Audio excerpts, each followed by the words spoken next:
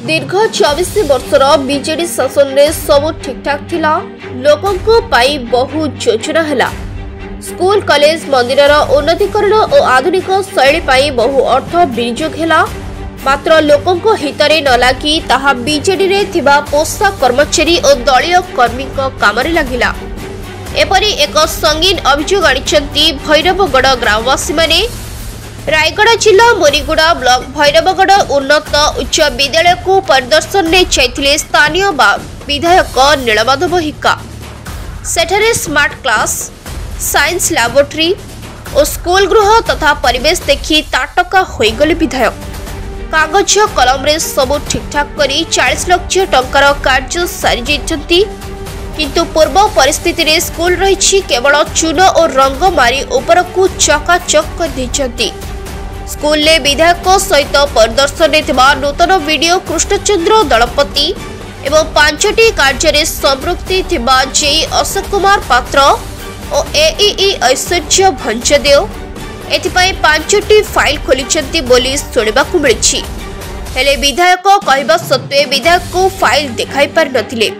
तेणु एही अर्थ को जेई श्री पात्र और एईई ऐश्वर्य भंजदेव हड़प करितबा नै तांको विरोध रे गतकाली ब्लॉक कांग्रेस सभापति नीलांबर विभाग नेतृत्व में भैरवगढ़ ग्रामवासी मुनिगुड़ा थाना रे एफआईआर देइचंती एवं एहार सत्यासत्य तदंत हेबाको मुख्यमंत्री को आरडीसी कमिश्नर पंचायत राज विभाग भैरवगढ़ ग्रामवासी एक लेखा माध्यम अभियोग पत्र मुनिगुड़ा थाना रे भारप्राप्त अधिकारी जरिया 3/3/2025 रे अवगत करा जायछि। भैरवगढ़ मुनिगुड़ा ब्लॉक कौन असुविधा है? आम भैरवगढ़ स्कूल हाई स्कूल 5टी काम 40 लाख टंका आसीला। ऐश्वर्य भंजदेव यही अशोक कुमार पात्र हड़प कर दीचते। तेणुक आम ग्रामवासी थाना अभियोग करछु, एफआईआर दिखाई। सरकार तार दृढ़ अनुष्ठान करे बोली आम ग्रामवासी आशा कर तार तुरंत सरकार 40 लाख टंका आसला तो 2 लाख टंकार काम आइतो किसी काम करना खाली चूर्ण मार देते। आउ जो घर बंधा हम सीढ़ा भी बंधा ना पिला बारंडार बसुँच जो जगार पैसा लगे कथा लगे ना पैसा सब हड़प कर देते। तेणुक सरकार आम जो दृढ़ अनुष्ठान ने बोलकर आम सरकार को आशा रखीचु। तेणुक दृढ़ अनुष्ठान नि आम मीडिया वाला को आम जन भैरवगढ़ असुविधा कौन है कि गत 1 तारीख दिन जो शनिवार से दिन आम एमएल महाशय भैरवगढ़ हाई स्कूल देखा आसते 5टी विषय नहीं कि आसते से आम भैरवगढ़ अधिकांश लोक से आम गैदरिंग थिलु।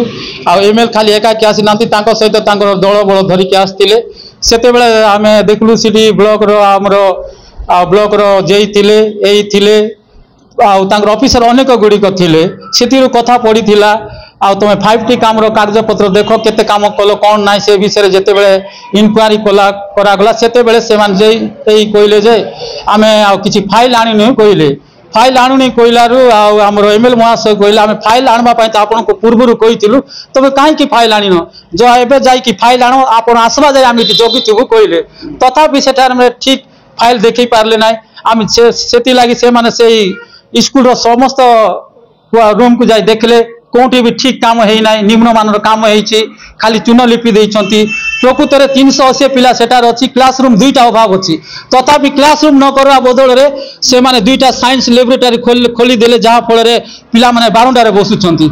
ए कथा को नहीं आमर एमएल महाशय प्रतिवाद कले आम जानी पारलु कि मुनिगुड़ा ब्लॉक यही ऐश्वर्य भंजदेव एवं यही अशोक कुमार पात्र यही माने ठीक प्रमाण न देवा सत्वे आम ग्रामवासी समस्ते आसिकी यही ब्लॉक रे सॉरी यही थाना रे जाई गोटे लिखित अभियोग देलु। आम कहबार उद्देश्य से जहाँ भी भूल करिसंती से भविष्य से ऑफिसर मान जपरी भूल न करती से अनुसार पदक्षेप नेबे।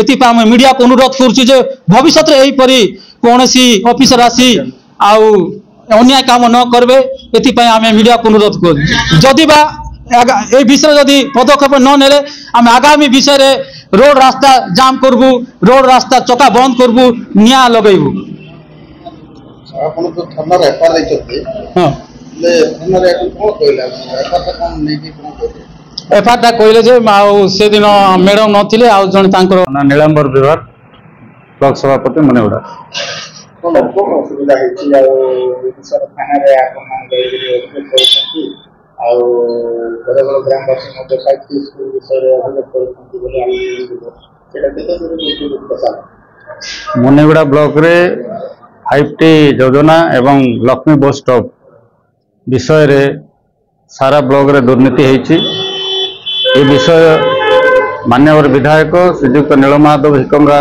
को गोचर को आसिला परे से लिखित भावे ब्लॉक प्रशासन को जणाइथिले जे ब्लॉक रो Bhairagarh 5T school Muniguda 5T school Muniguda 5T college Lakshmi bus stop Bhairavgarh एवं लक्ष्मी बस स्टॉप मुनिगुड़ा एवं Muniguda block Rayagada Ashutosh Kumar Patnaik report Sangharsh TV.